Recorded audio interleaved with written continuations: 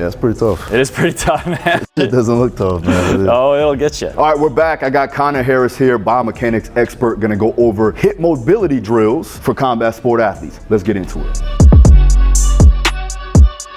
So this is the side lying 90-90 half roll. What we're gonna do is get a foam roller. About this length is ideal because Phil can rest his knees and his feet on top of each other with the foam roller stacked in between. If there was a 90-degree angle right here out from his hips, that's where he wants to be around, and he can go a little bit lower. Some people will feel more comfortable at like an 80-degree angle. And then he's just gonna support his head, let it drop down to the floor like he's taking a nap. All he's gonna do for this is just gently lead with the knee out, and he's gonna get that top knee slightly ahead of the bottom knee, and he's gonna stop at the point at which he feels like his low back is going to move. This is going to be much earlier than you think it needs to be because we're trying to restore genuine rotation through the hip joint. We're not trying to use our low back to do that. It's not much more than an inch or two. And then at the end of that, he's going to just gently roll that top knee slightly behind the bottom knee. And it is a subtle movement, but you should stay pretty relaxed and not feel much low back movement. If you're looking for a general range of motion, you're looking for about getting this top knee 2 inches ahead and behind the bottom knee. Just go really slow, maybe about 1 inch of movement per second. If I were to recommend sets and reps on this, I'd probably say 1 set, minute and a half each side. This is the supine hip extension bridge. What we're gonna do here is get a med ball, or alternatively, you could stack up a bunch of pillows. But the idea is that we're gonna have this object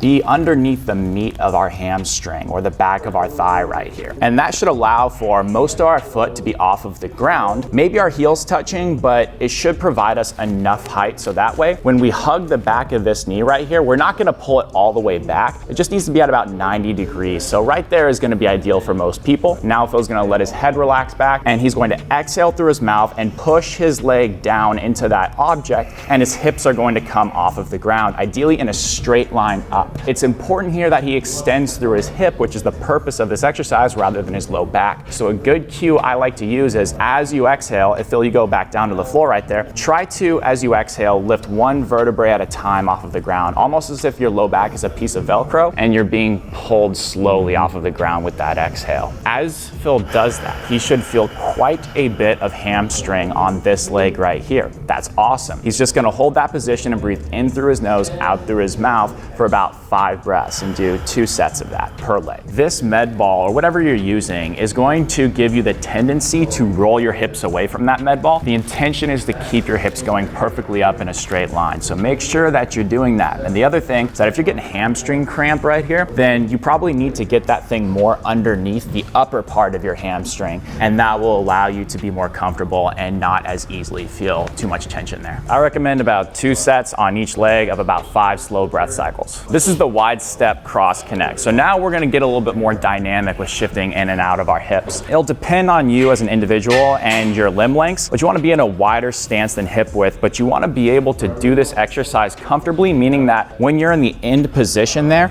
if Phil goes and connects this elbow to this knee right here, you can get the hip outside of the knee, and the knee is perfectly in line with the toes. So if you're in this position where you're not able to do that, then your stance is probably too wide. So as Phil goes down and connects the knee to the elbow, he's going to go back up, inhale, then exhale, go to the other side.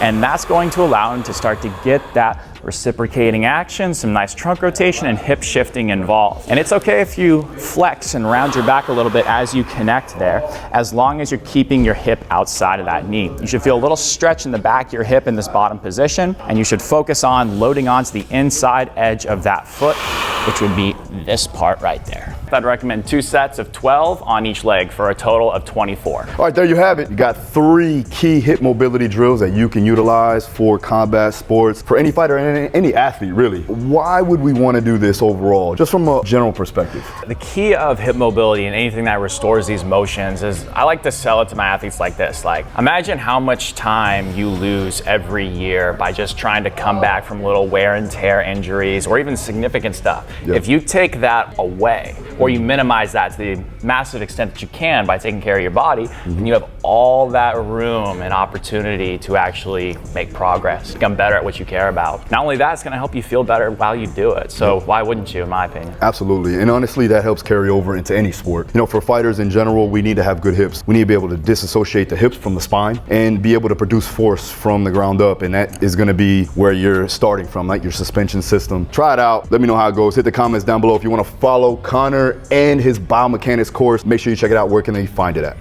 YouTube and also my website, connorharris.com would be a place to go. See you guys next time. You wanna hit the camera? You know how to do it? Okay, I'll do it again.